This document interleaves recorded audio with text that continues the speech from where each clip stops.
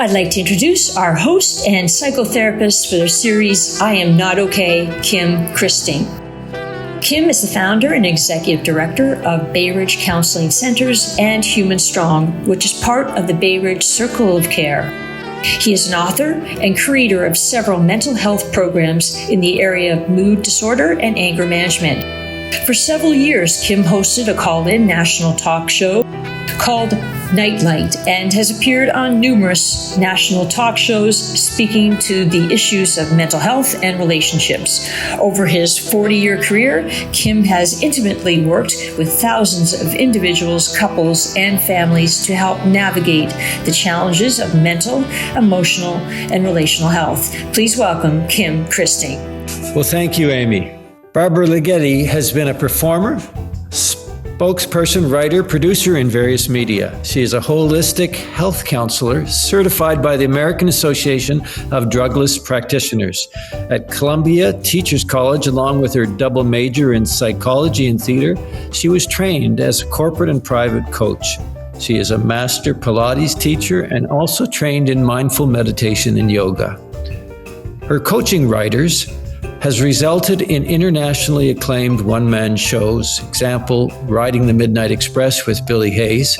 Successful books, example, were New York Times bestseller Negro Land, a memoir by Margot Jefferson, and former culture critic of the New York Times, as well as product in film and in television. Barbara lives to help folks to be heard, seen, and appreciated. She's all about community and collaboration. In coaching, she refers to herself as a midwife for change. Our second guest is Howard Kern. Howard Kern is a writer, coach, and corporate securities attorney. He graduated from Benjamin Cardozo School of Law, magna cum laude, and was an editor and published author of the Cardozo Law Review.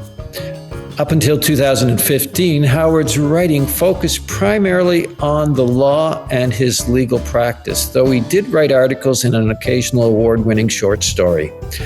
However, that changed in 2016 when he was diagnosed for a second time with cancer. Unable to recruit the support of his family members with respect to his decision to decline Western medicine, Howard found that writing provided him with the missing support. Through his writing, Howard has successfully navigated himself to wellness. Howard's self-help treatment gave birth to Shift Poetry.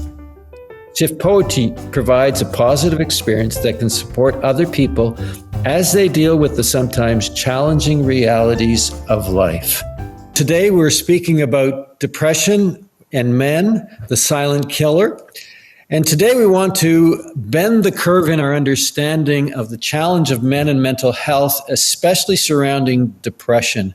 And we want to normalize and destigmatize the conversation that surrounds mental health issues.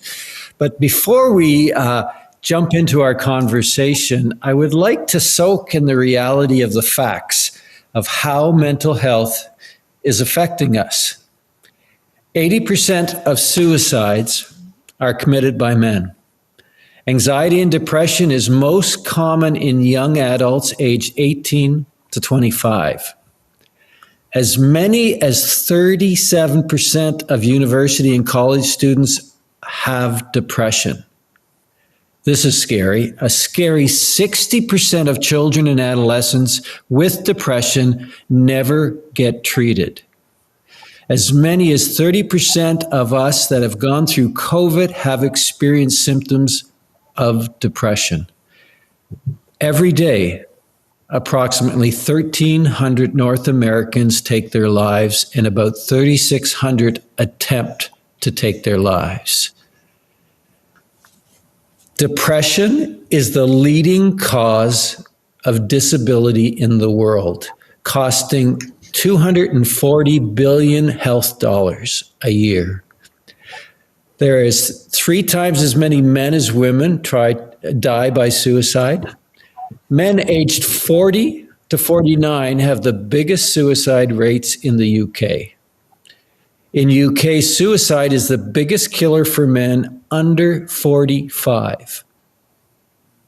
Men report lower levels of life satisfaction than women, according to the government's National Wellbeing Survey. Men are less likely to access psychological therapies than women. Only 36% of referrals are men. Yet men are 3 times as likely as women to become dependent on alcohol and drugs. And men are way more likely to be compulsorized or to be detained or sanctioned for treatment than women. So thank you again, Barbara and Howard. When you hear these statistical facts, what do you think about? Howard, do you want to start? I think, wow, I'm glad that I made it this far. It's it's very scary, and I think that, to me, it just goes to that requirement that men are always supposed to be strong and always supposed to be intact, and I think that when society, and it really starts in the home, starts accepting that men are vulnerable and that we it's like Shakespeare said, if you cut me, do I not bleed? We also have feelings, and our feelings should not be shut out, but should be acknowledged, and should be, men, just as women, should be allowed to cry. And certainly we can talk quite a bit about that in terms of what culture teaches.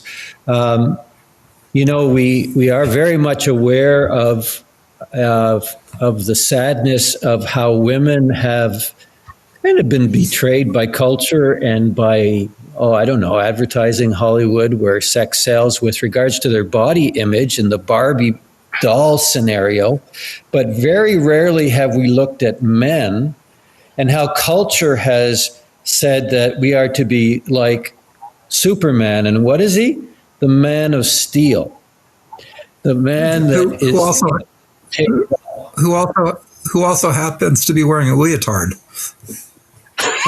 I like that. I'm not sure what that means, but probably a diaper in there too.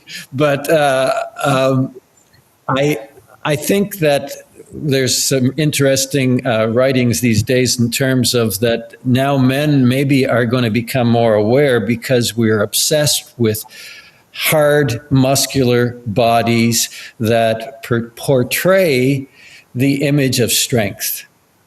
And yet, how does that fit into the statistics of that inwardly we're struggling? Sorry.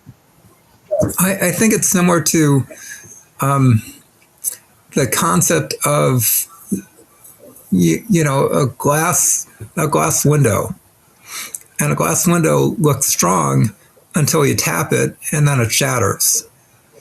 And women often talk about the glass ceiling that prevents them from rising up, but it's the glass window that shields men.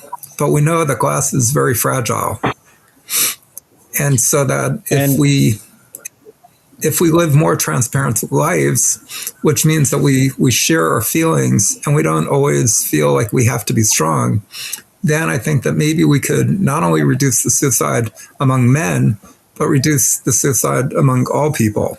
Because I think depression and suicide comes from, in my mind, and I'm not a therapist, comes from a sense of isolation, loneliness, and not being seen or heard.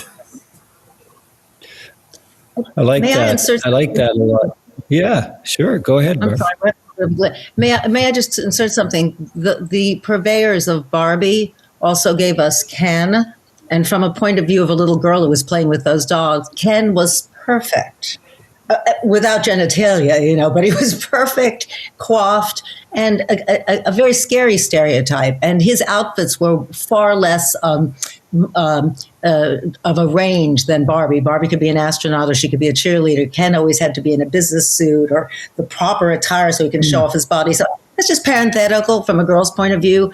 And I grew up with a dad with depression, and I'm going to be deferring to Howard because when I met Howard and I saw the work that he was doing could really permeate the male community. My dad was a veteran of World War II, and so I've spent a lifetime dealing with vets. Need I say more? A lot of men who really had a lot of heavy baggage. But I just wanted to mention Ken, and I wanted to mention deferring to Howard. So anyway, and Kim. That's great. No, I like that in that he only had one uniform, and he was to keep that outfit similar. And can we talk a little bit about if men are hidden behind, and it's actually we term this clinically a bit more. We call it COVID depression, where someone is not conscious or aware of their depression. And men struggle significantly with this sense of a masked depression. They don't even know they're depressed. And so it's kind of like what you're saying about Ken. He's in the same outfit all the time, and he's not aware of he's struggling with depression. And if that is true, how do you think that affects the sense of men being isolated and lonely?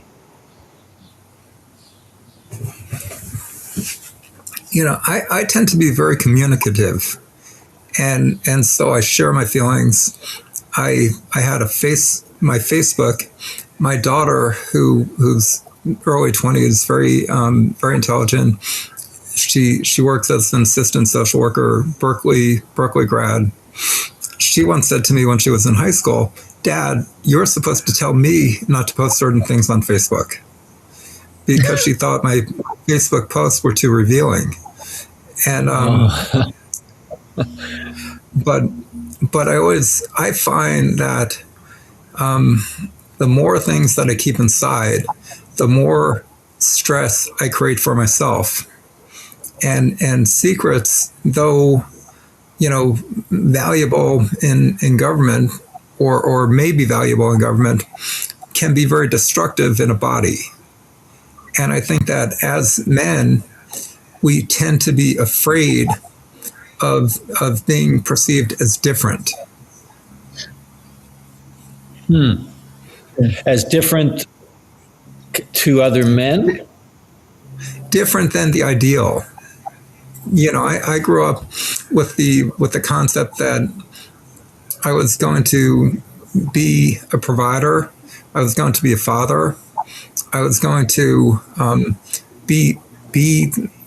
always be in control, always be the one, always be strong. And so it didn't really allow a place for vulnerability. And it also meant that when I was younger, because I did not know how to express my feelings, the only feeling that I was familiar with was anger. So at times I would seem angry, even though that wasn't necessarily what I was feeling.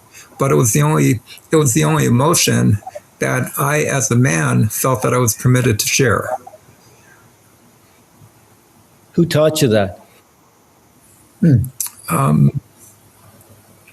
Well, I could blame my parents. I'll blame my mom. She died, so she can't defend herself.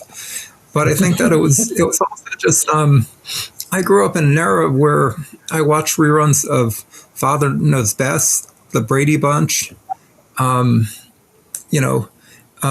Room for Daddy, different shows that always showed the man as very strong and in control. And I also, I grew up in the era when you're going to get in so much trouble when your dad comes home. My ex-wife, she would say that to my kids, you're going to get in trouble when your dad comes home. And I didn't get that. What was he going to do? And what could I do differently than what she could have done?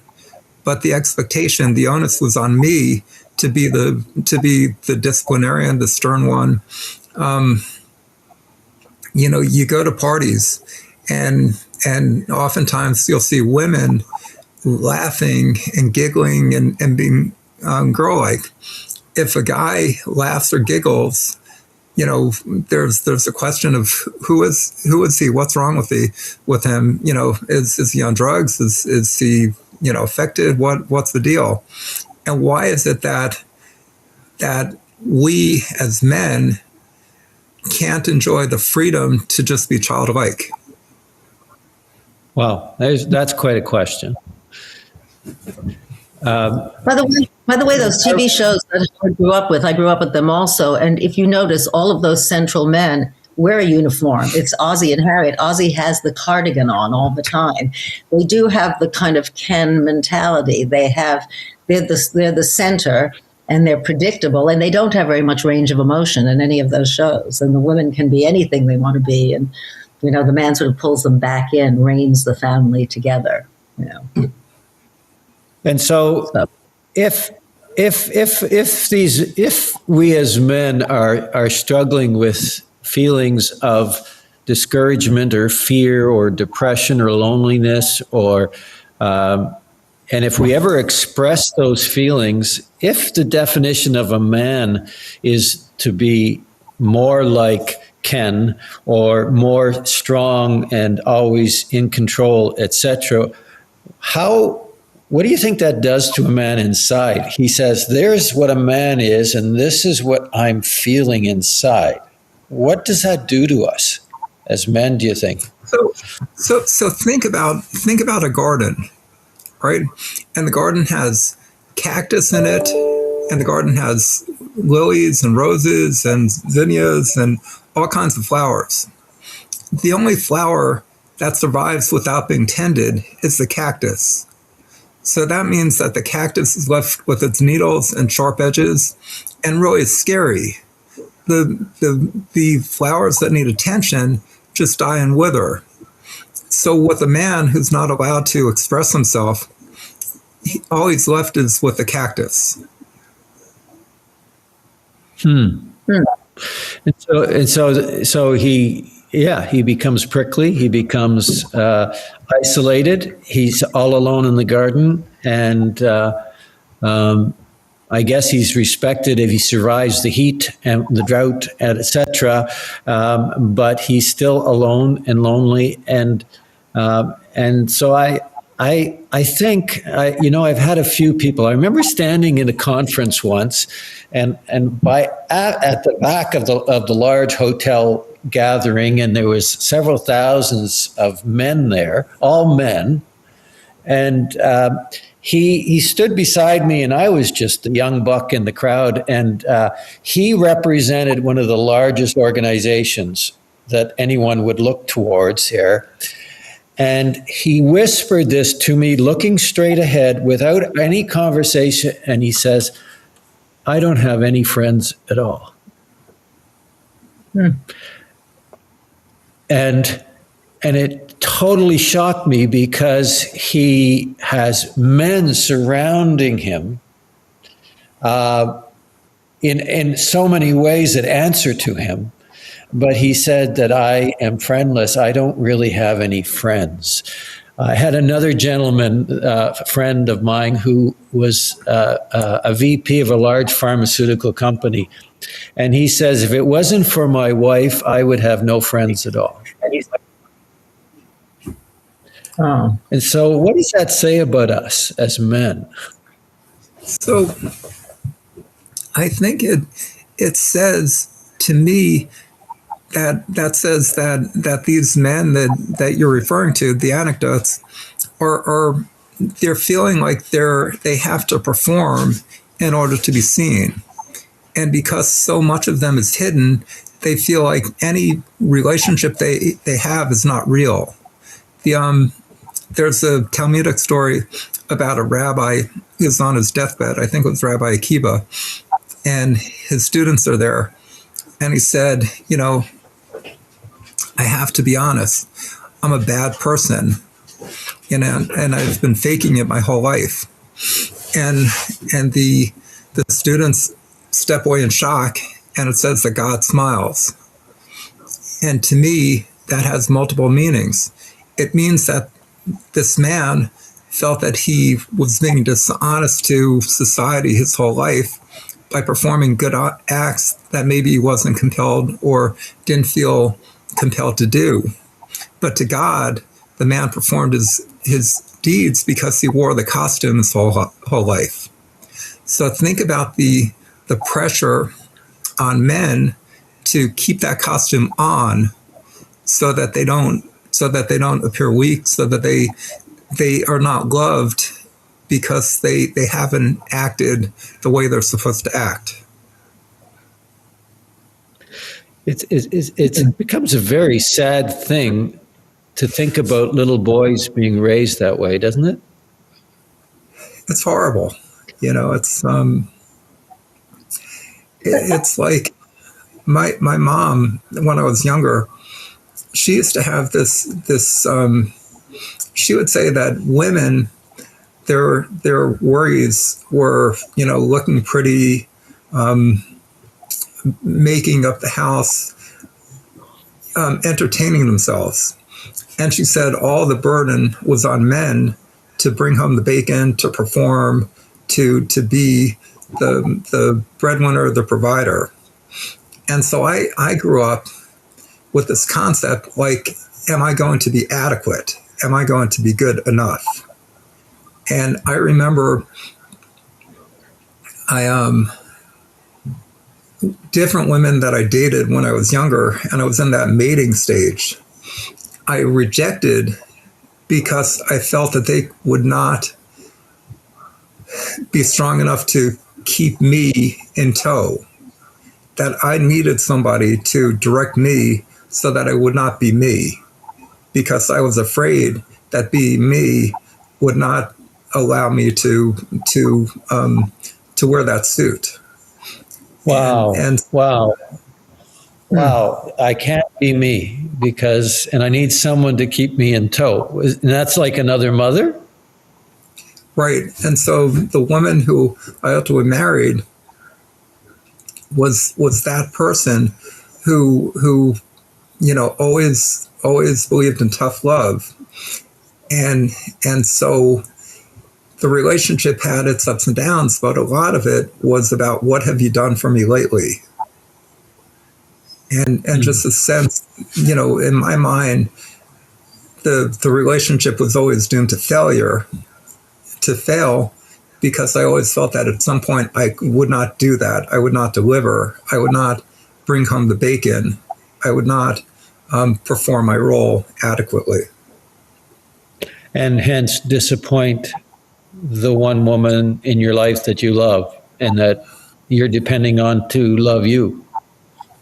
And to be that mother that, it's sort of like, I think that I was looking for a woman to mother me and to give me the love that I felt that maybe I didn't get unconditionally from my own mother. But instead, I found a woman who kept me in line. Just like when you think about, what does the mother do with the children? The mother teaches the children how to behave, how to be good little boys and girls. And so I was looking for a partner that continued to keep me in line, because I didn't have confidence and I didn't have faith in myself that I could be that person without someone holding a whip over me. Wow. That sounds like a place of depression in and of itself.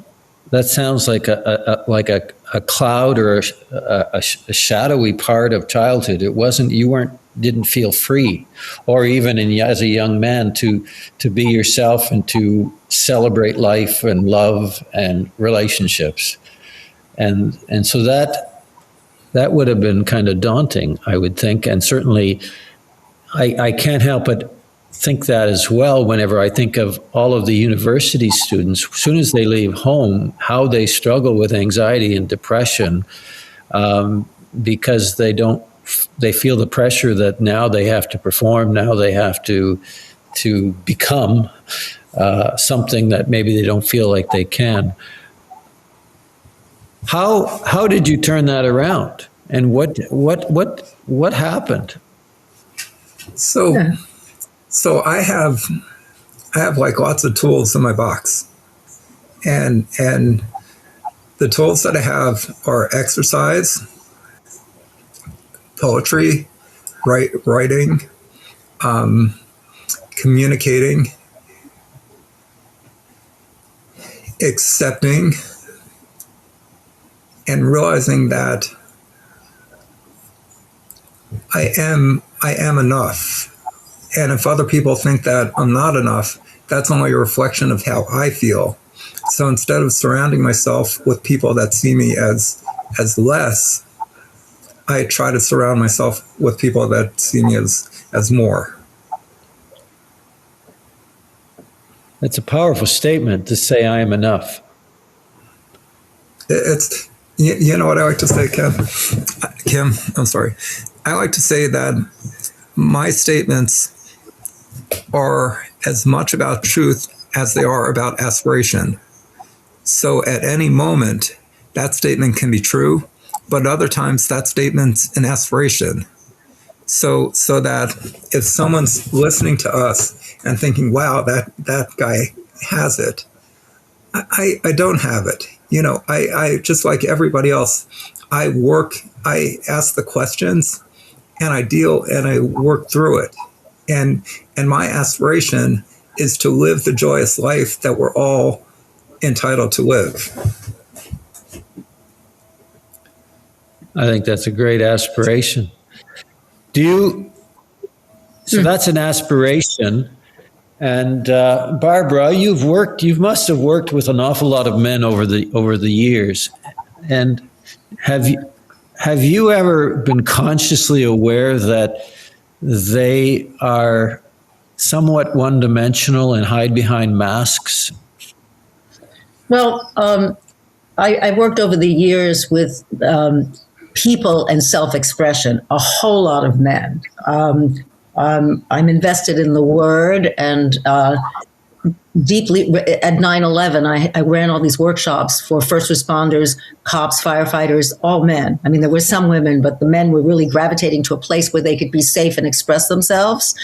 And what I saw and what I see in life in general, and it's hard to just, generalize everybody, but so many guys who are unhappy, it's because they haven't been given the permission to express themselves in any kind of public way, in any kind of intimate way, in any kind of sincere way. They have to live in a mold. I mean, my dad was a World War II veteran who had depression for a number of reasons, and he married a woman who was tough. And when she realized that he couldn't step up to the plate in classic ways because he had an artist spirit and whatever his complexities were, she took over. And what I watched was there was no forum for him. And though they stayed together for their whole lives and died back to back, which was shocking. She died first, and he admitted he followed because he didn't know how to function without her. His last words were, "I can't make a tuna fish sandwich. I can't find my socks without your mother."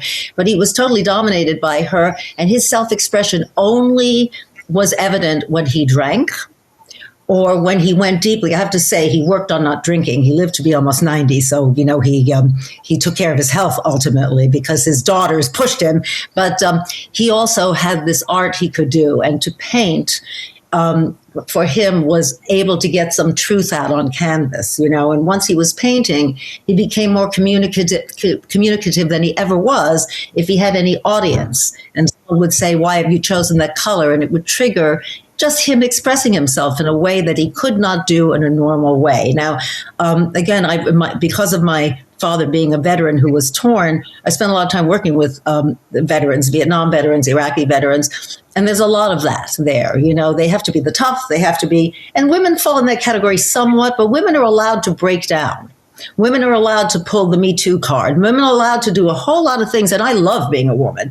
In fact, I have a grown daughter who's a therapist, and she said, in a million years, I'd never want to be a guy. And as a woman, you can be anybody you want to be, wear any outfit you want to wear. As a guy, you just got to toe the mark, unless you're lucky enough to have a brilliant creative talent or just be a one-off, where you can just be above the fray. But for a typical guy, for a typical male person, there is a mold that has to be squeezed into. So I do see that everywhere. I see it everywhere. And given, I guess, my biggest value here, and I work with Howard because I saw that Howard developed a medium of self-expression, I like to support any scenario where a man can come into a room and be honest and can self-express and not feel any judgment, not feel what he's saying is imperfect. We always like to say whatever you say is perfect if it's from the heart. So yes. Yeah. And Kim, I want to add one thing, actually two things. One is Barbara shared a story with me about her dad, and she had said to her dad, "I always appreciate that you listen to me." And his response back to her was, "I don't remember listening to you. I was always drunk." And to me, that's that wall that we put up to defray our feelings. So instead of acknowledging his sensitivity, which I'm sure there was that, he wanted to make it seem like, "Oh, I'm a tough guy. I wasn't listening. I didn't hear what you said," but he was. And number two, I want to say that one of the mechanisms that I have dealt with my own feelings is therapy, talk therapy. I've never taken any drugs because I've always been against anything that would create a dependence. And I never wanted to be in a situation where I could not get out of it without the resources that I had on my person. And that's how I deal with all problems that I might have. I had prostate cancer back in 2013, and I had my prostate removed. And then in 2016, I was faced with the prospect that the prostate cancer had come back, and the doctor's recommendation was taking hormone blockers. And my concern was that I would take the hormone blockers, I'd lose my virility, my vitality, and I'd be the guy in the with the breast, with the spittle coming down my mouth, and I don't want to do that. And that created a lot of tension for my family because they wanted me to do what the doctor said. And my belief was that I could do it better by addressing my own stress, by managing stress. You can't, anyone who says that you can eliminate stress is being unrealistic and is creating a goal that's not attainable. The best we can do is manage stress. And I changed my diet. And what Barbara noticed that I had started doing even before I met Barbara was I started writing, and I wrote poetically because a friend of mine said, I've read your prose and I think I like your poetry better. So from that point forward, I just focused on poetry instead of prose. But what I would do with my poetry, and the reason our entity is called Shift Poetry, is because my poetry, what we do is aimed at taking people from dark to light. And so what I would do when I first was writing without any knowledge of what my intent was, I'd write to get to a point that I wanted to be at.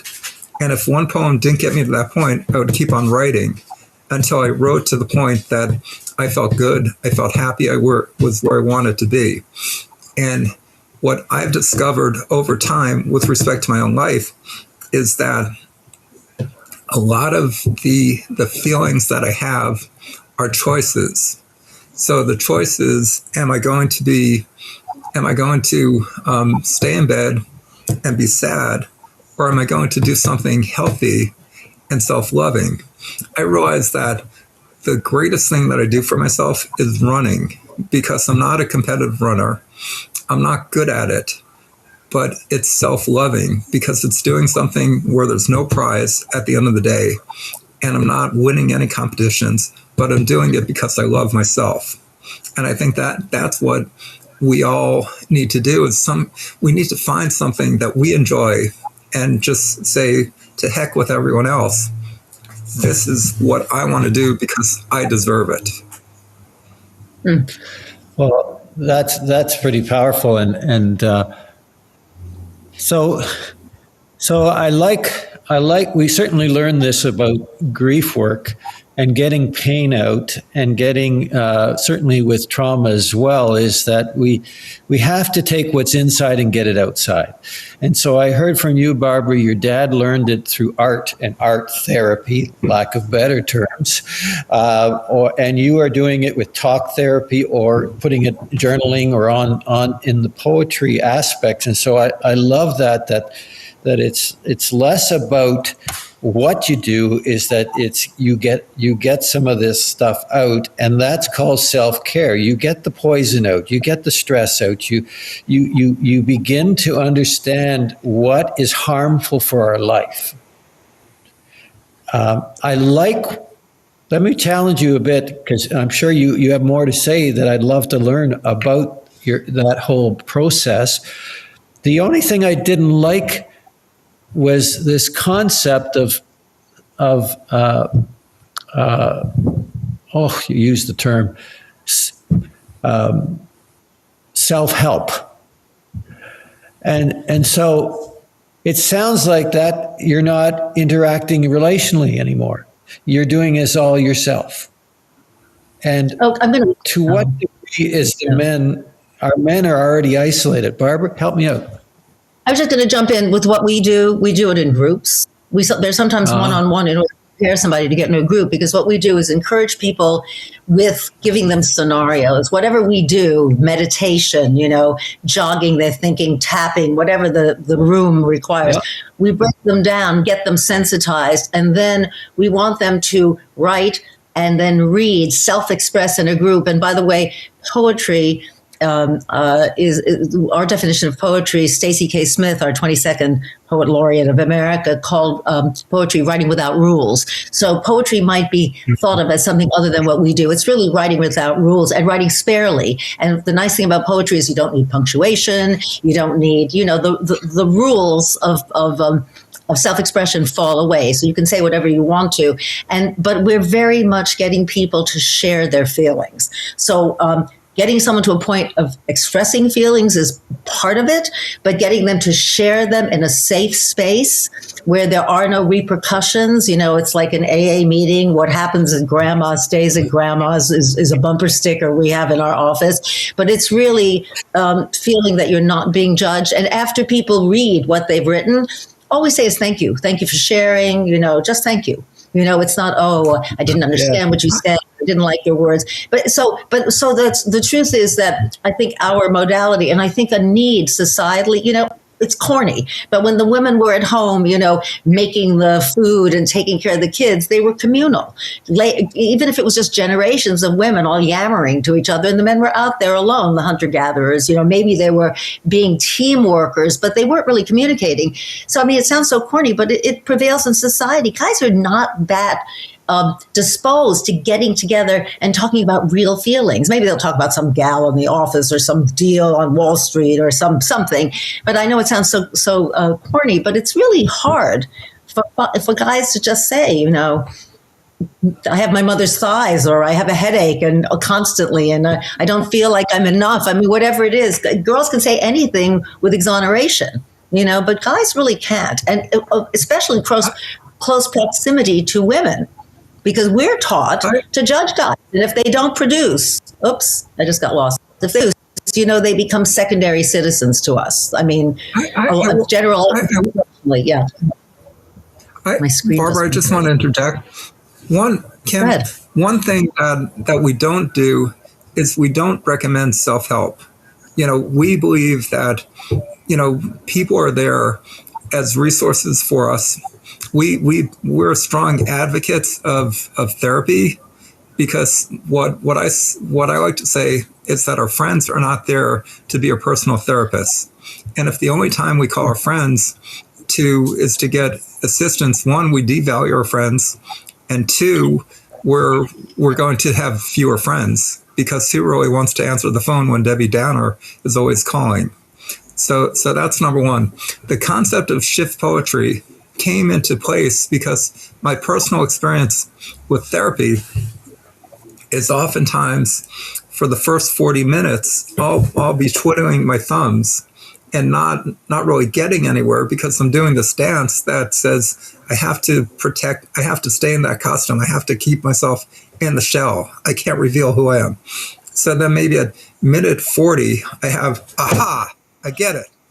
And then minute 45, the therapist says to me, okay, well, that's great. We have 5 minutes. Let's wrap it up. And I'm like, okay, I stirred that hornet's nest. The hornets are all buzzing inside my head, and I don't have anything to do or any resources until the next therapy appointment, which, many insurance companies say, you're limited. You can't have too much therapy. That's too expensive. You're well enough. You can function enough, so you don't need therapy. So then it could be, if you're lucky, it's maybe in a week. If you're unlucky, or if you're not as lucky, it's maybe in 3 weeks. And if you're really unlucky, your insurance has run out and we'll have to wait until next year. So our concept behind Shift Poetry was to give people another set of tools so that when they finish that therapy session and they have something that they want to think about, they could take the time to write about it and sort of use their own resources that are at their disposal to hear themselves. I like it. I like it a lot. And we in our counseling centers often say that the real work takes place between sessions. But I smile because how many of the joke around a lot of our therapists is that we're saying goodbye to our clients and then they just turn and say one more thing and they drop a bombshell, which we can't even begin to unpack. But all of a sudden they are being vulnerable and open, but they're saying bye. And it drives us crazy because why didn't you do that at the beginning of the hour? But it's such is the fact. But you're right. The working between sessions. The other thing that I might add that I think is a challenge for me in our culture and our society, and is that if we do any survey out there in North America would suggest that if you asked any American or Canadian what's the most important thing in their life, they close to 80 some percent will always name family. And so while family is really important, it's an interesting question. Do we assume family to do what they can't do, or and they, because they aren't, they can't provide the intimacy of being yourself, or should we be saying no, family? We need to help families to be able to do it. And if it's not family, then is it community? So I see a decline in church going and synagogue going, and religion is not exactly in a happy place these days, but spirituality is huge, and the longing for vulnerability and authenticity and intimacy is absolutely, people are starving for it.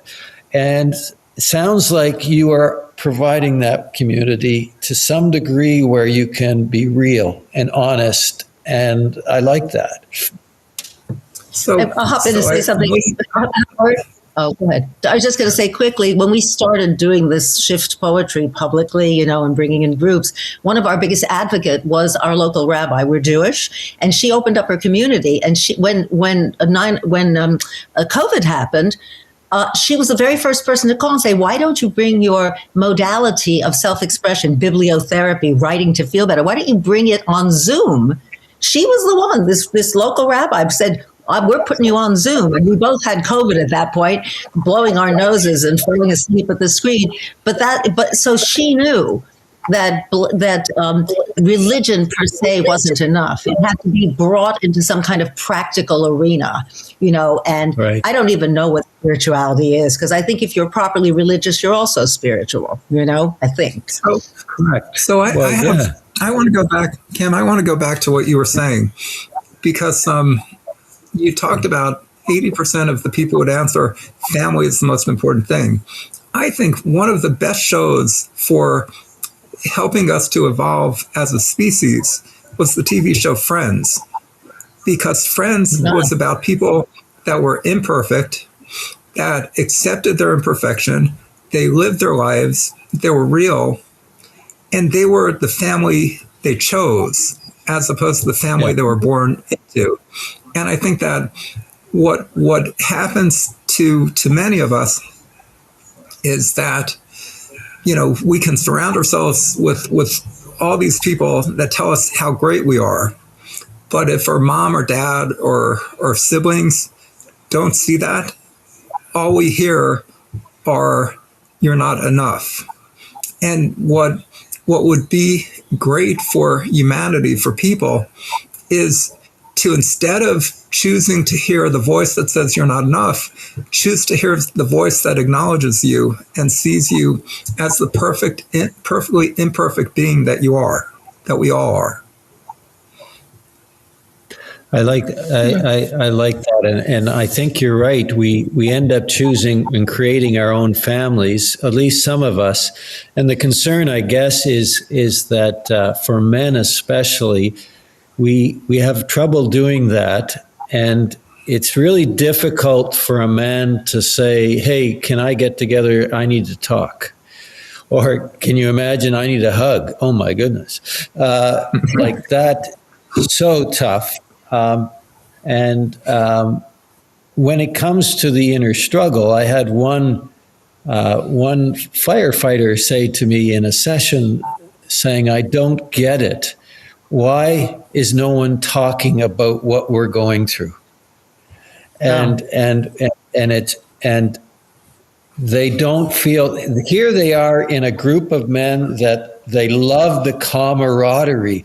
People want to be firefighters because they become a family, but the family is all about competition, crude jokes and humor, and going out for a drink afterwards, and possibly playing sports.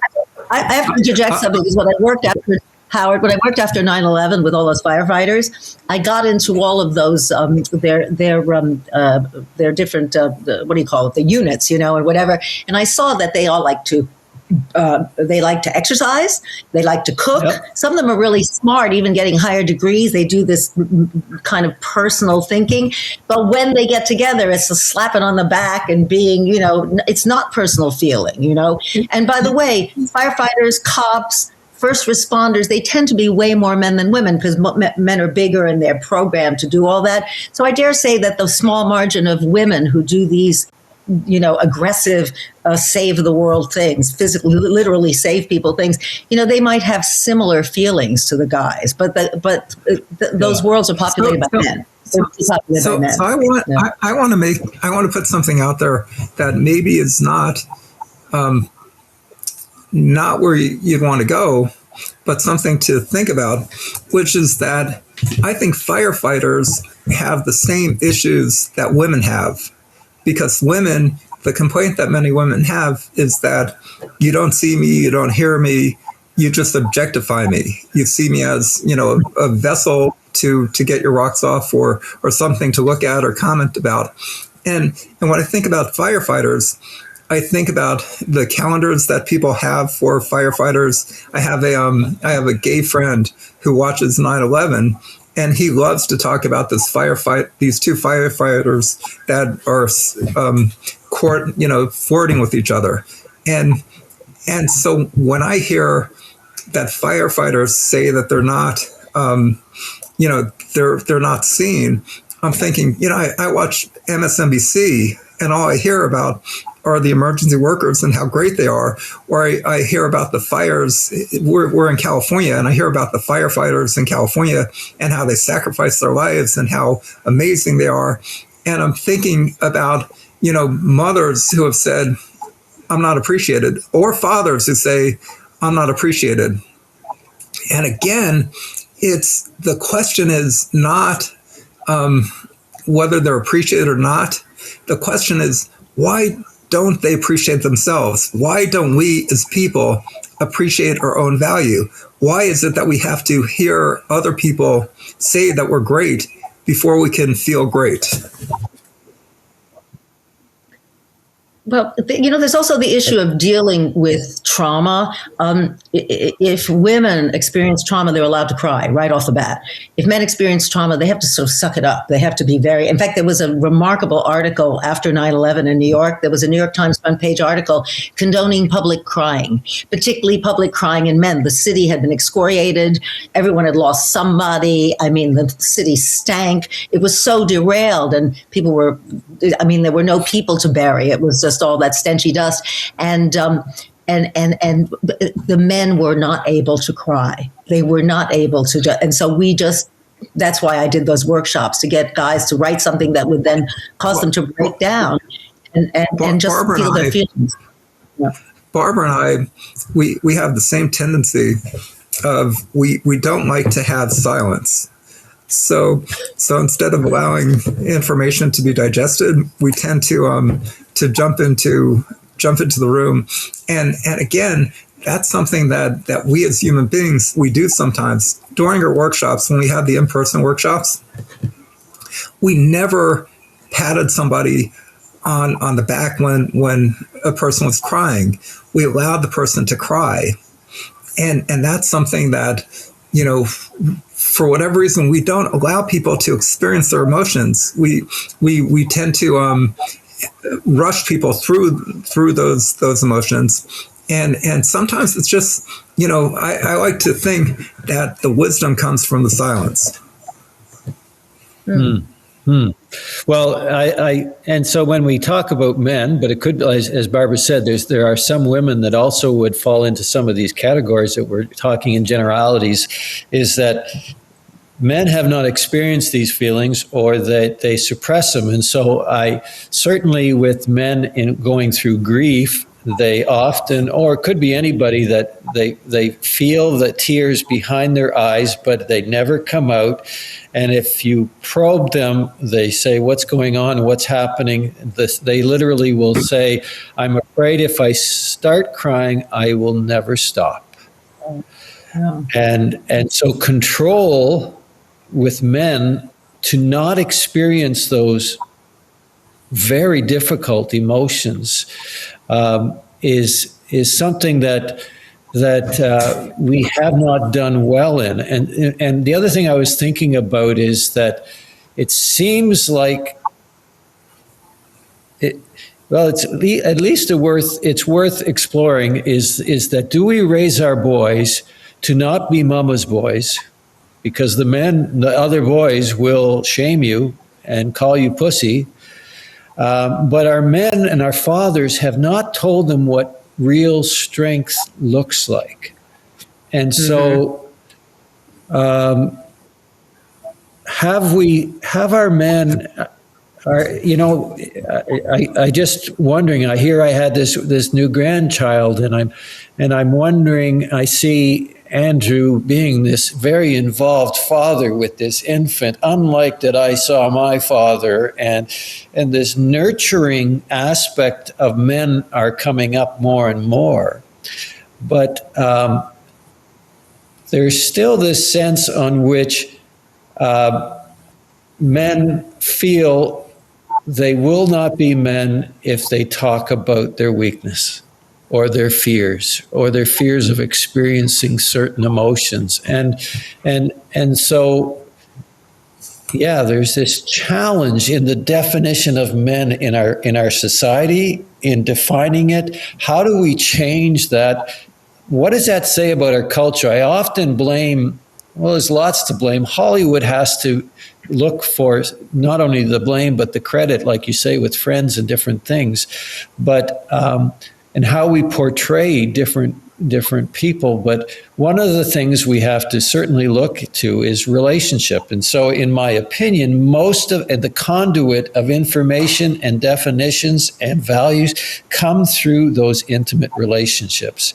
And somehow men with men, it somehow seems to be pretty limited. What do you think? I politely disagree with you. Okay. I think one, I was in a marriage where I can't tell you how many times I was told to grow some, or that and then Yep. when I tried to share my concerns, I ended up having to comfort her because she took the concerns that I had and they snowballed, and I had to calm down her instead of being able to address the concerns that I had. So it meant that I couldn't really talk to her as a supporter because I always had to be the strong one. And if I wasn't strong, the comment would be, why don't you grow some? Everybody has to deal with it. Why can't you? Every guy has the same issues. Why is it harder for you? And That's so my point. No, that's I have a point also. So my point is that I have great relationships with many men. And when I have the conversations with the men one-on-one, we're all experiencing the same stuff. We're all feeling like we're not heard, we're not seen. And if we show any sort of weakness, we're less than what we're supposed to be. And so men, I think that I'm a great friend to lots of different people. And so I think, and I think that I have great friends. So I think that any guy who's friends with me is lucky, and I'm lucky to have the friends that I have. But I do agree that many men don't have friends that they could talk to that are going to listen to them without judgment. So my best advice to any parent and any young boy is don't drink and don't do drugs, because those two things are going to take you that far, much further away from being you. It's going to be something that you're going to resort to when you're down, when you're sad. Worst show in terms of portraying alcohol is Blue Buds, because Blue Buds is the show about cops. And every time they have a discussion, whether it's the guy, the father with the son, or the father with the daughter, or the daughter with the, sister, brother, they always say, okay, let's have a drink. And every time they're having a serious discussion, they bring out the alcohol. And for whatever reason, I just want to finish. For whatever reason, I knew that if I learned to drink, that would be my escape, and I'd be another statistic, because I think that the statistics that you're reading in terms of male suicide, a lot of it has to be tied to drug use and alcohol use. And the reason that it's increased is because it takes people away from their reality, puts them more into that doom. And ultimately, there's not enough alcohol and there's not enough drugs to make it better. The only thing that makes it better is opening your mouth, sharing your pain, and letting yourself hear others, so that you understand that pain you're feeling is not imaginary, but it's not fatal. And others are in the same boat. And if we all take an oar, we can help, row to the other side. And it's only by believing that you're in a bubble, COVID bubble, that you're going to exhaust yourself and you're going to sink. I think it's corollary to that. I just want to do a footnote. If a man is crying in your presence, let him cry. Don't turn it into an event. Because if you turn it into an event, he becomes self-conscious, and others around him will say, "Ooh, if I go there, I'm going to be highlighted too much." And you're talking about your wonderful son who's being such a great dad. That should be part of society. If the family is designed so that the dad can spend time, don't point to it as this chase lights aberration. Look at this guy taking care of, because then other men will be afraid to not be the same, not step up to the plate. I really think that we should be less self-conscious about ourselves. And by the way, TV is pernicious, but Madison Avenue still does exist, and it's even more pernicious, because when you look at ads everywhere, you see two stereotypes of men. One is the buff, macho, gorgeous, and 98% of those guys are gay anyway, and God bless them, because I could care less. But you look at commercials, men who are schlubby are portrayed much more than men who are strong. I mean, I have friends who are actors who, they dumb themselves down, and I have one friend who's made 70 commercials because he's every man. He's the man who has, a bad stomach. He's the man who's is fat and has to eat special pain. Barbara, Yeah. how is this help? How are you helping people with what you're saying? Well, I'm saying that I think that we have to be a little bit vigilant about media, especially now that COVID has pulled back. Media is coming back. But we can't change media. Media is going to do what it's going to do. So all we can do is we can help people get the tools so they could watch what's on TV or in the movies, and they could accept it. They could, one of the trainings that I know that you go through, Kim, as a therapist, is you have to sit through movies and learn not to personalize the movies, not to put yourself in the story. And I think that that's what we all need to learn, is how to live life without personalizing every experience, so that we understand that we are not the problem. We're just like a cog in the wheel, and let's enjoy our place in the universe. Okay, I buy that. I still think we can do it with media. Thinker. Yeah. Yes. I think we need to be able to all have a voice in our society, in our culture, and call out anyone, whether it's government or Hollywood or media, to whenever they are harming our children or the images of things. And so I think that is something that's important. With regards to, I found it interesting with when you talked about your ex talking you to grow some, etc. And ultimately you obviously extradited yourself, or something happened there. But in that example, it still sounds like a woman was defining who you were and weren't. And it was possibly being personalized. And my call is for us men to do what you just said, that we, in my training or whatever, we need to learn to not personalize. And we need, because one of the things when we talk about the inability of men to express themselves with emotions and to become comfortable with difficult emotions and to be able to negotiate, because all relationships negotiate power. You cannot have intimacy unless power has been and control has been negotiated. And so if a man cannot articulate and know the terms and be able to express emotions, they cannot have intimacy. And that's why anger comes to the surface, because they'll call it unfair. And so in what you just said, what was that happening? Well, that was a shaming technique. That was an emotional verbal abuse, if you really want to say it. And we have to be able to call that and be able to have strength, as you have said correctly, I think, Howard, that's somehow within our own self-love, in our sense. But I think men, our fathers, our mentors, need to be able to talk to us about that. It is not just by not being a mama's boy. We need mentoring, and your skills that you're teaching, I think, helps in that arena. In what does it look like to be a strong man?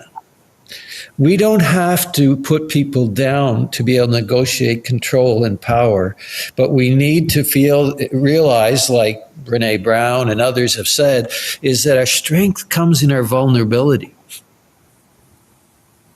right, in our authenticity. Mm-hmm. But we need more men saying that.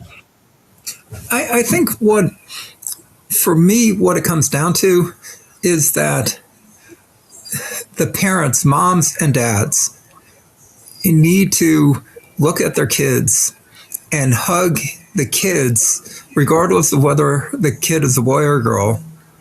And they need to, I remember when I was 6 years old, I said to my dad, Dad, I'm getting old.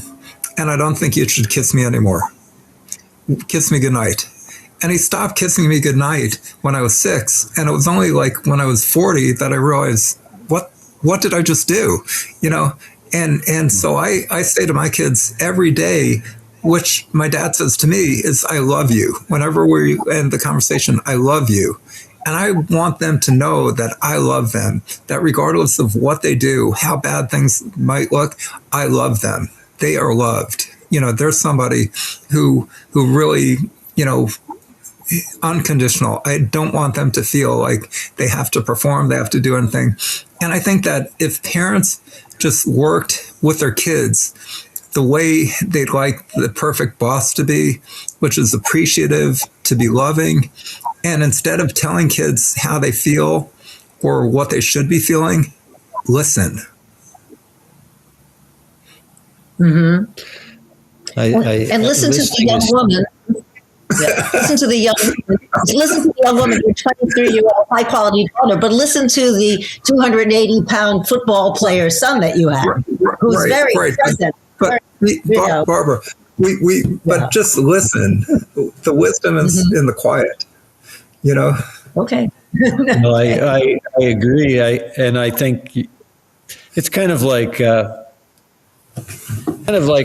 when we talk about spirituality and meditation, or more specifically prayers, and I think we would do far more effective praying if we said less and listened more.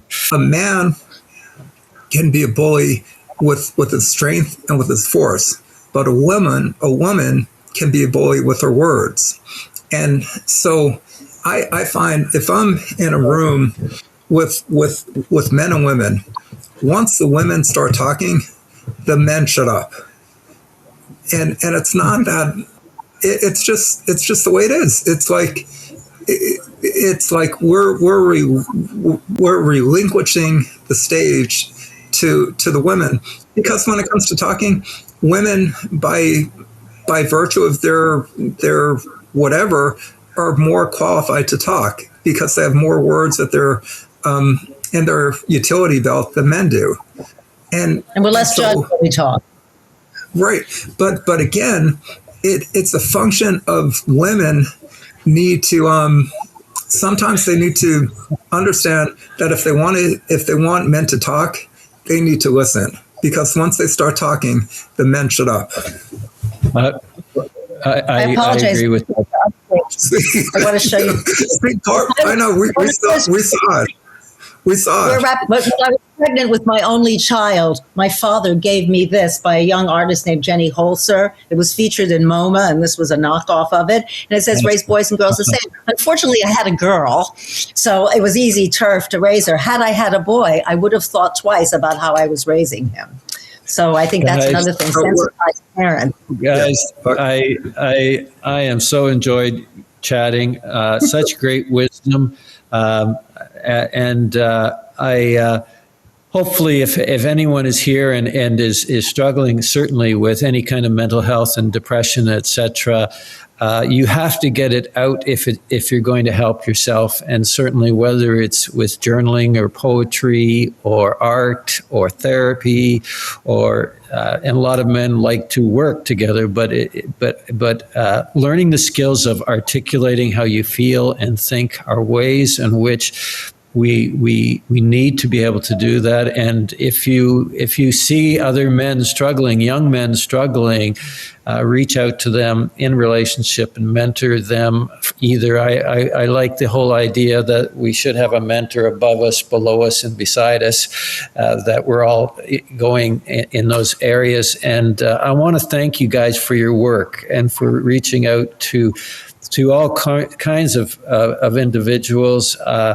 It is work of incredible value, and it's sacred work, and especially when you use your own fodder of your soul to feed them with. I think that is so awesome. Thanks for sharing your life and your experience today.